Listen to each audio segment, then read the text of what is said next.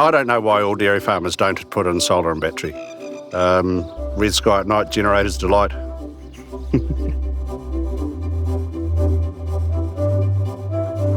We're here at Fairbank Farms near Drummond in Southland, milking 800 cows here on 300 hectares. We've been here 4 seasons now.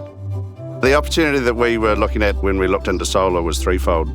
First was around resilience. The second was around doing what's good, what's right in an environmental sense. And the third one was actually it did make a lot of business sense. We've got 136 solar panels producing maximum of 76 kilowatts. We store that in 2 100 kilowatt batteries with a 100 kilowatt inverter. And the total cost for us was $175,000, including the installation. And the aim is to reduce a minimum of 60% of our energy usage. Before we got our solar and battery system, we're experiencing a few power cuts, maybe 4 to 6 a year. The impacts of power cuts for us are multifaceted. Big animal welfare issue when it becomes multi-day, and also looking after our staff and people. The last power cut we had here, we didn't even know there was one, just sailed on through with the system we've got. I wanted resilience for once-a-day milking, so that was the brief that we gave the guys. During the October storm, we had 4 houses on farm plus our cow shed out of power for sort of varying time frames, but the cow shed was out for 3 days. We didn't need any external generators or anything like that, which was proving challenging for people to access. So the solar really helped us get through that time and kept our cows milked twice a day and milk chilled and supplied to Fonterra, so we're pretty happy with that. The other option would have been a generator, so I guess if we had one of those we would have been able to carry on, but not to the level we did because generators are pretty hard to power every single thing you've got on farm. We had worked out prior to the storm that our system wasn't big enough. The day of the storm, we force-fed the battery to full capacity. So that was the morning pre the storm, not knowing that it was all going to go down.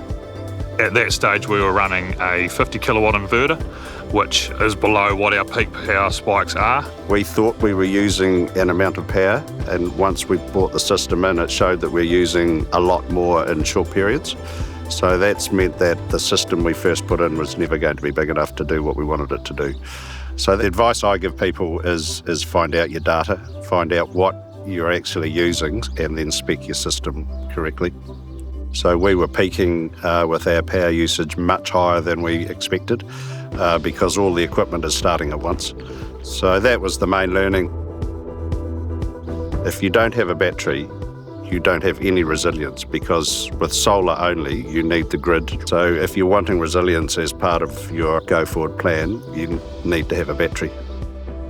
Our system was always to be integrated with the grid and take advantage of cheaper night rate power to get our costs down. We haven't changed any of our daily operations to meet the solar needs. Pretty crucial for me on farm with any new technology is that technology has to adapt to our system rather than trying to make the technology work by changing everything we're doing. Payback at this stage is still to be confirmed, but I'm thinking somewhere in the 4 to 6 year period.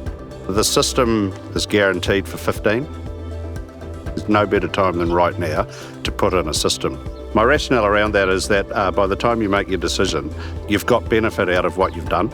So this battery is providing real benefit for us right now. A new one may be slightly better, but we've already had the benefit now rather than waiting for future improvements. There's no better time than right now to make a decision.